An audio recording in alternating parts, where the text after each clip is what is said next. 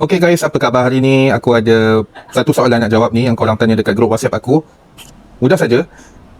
Apa beza emas segi empat dan emas bulat? Okay, aku ada bawa satu contoh ni. Ni emas bulat. Nampak ya? Ni emas keluaran public gold. Dinar. Satu dinar. Dan satu lagi adalah berbentuk segi empat. Public gold juga. Yang ni orang panggil sebagai gold bar.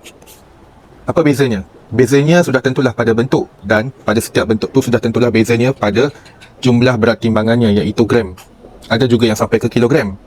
Jadi emas ni dia berbeza ikut gram dan sudah tentu berbeza ikut harga dia. Lagi besar gram dia, lagi berat, lagi mahal lah emas tu. Yang menjadi kemusykilan sekarang, korang tak tahu nak mula simpan mana. Pada pandangan aku sebagai penyimpan emas, korang boleh simpan je mana-mana jenis emas yang korang suka, tak ada salahnya. Sebab kalau namanya emas, ianya sangat berharga. Okey, jelas? Kemudian ada satu lagi yang berbentuk bulat dan juga segi empat, keluaran public gold. Ini satu contoh aku bawa. Ini adalah perak. Perak ni 5 dirham.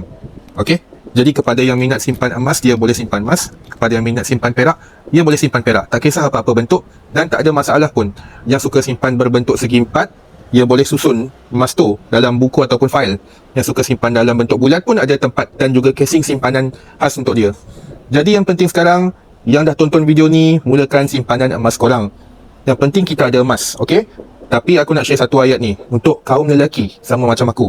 Ingat ya, emas kita beli, beras pun kita beli. So kita beli dua-dua, buktikan yang kita boleh. Jadi kepada korang semua yang belum pernah dan nak cuba mula simpan emas, boleh kontak aku akan ajar korang, bantu korang, bimbing korang dengan sedaya upayaku, insya-Allah. Semoga kita berjumpa lagi. Korang tanya je soalan, aku ada masa aku tolong jawab. Okey, Assalamualaikum warahmatullahi wabarakatuh.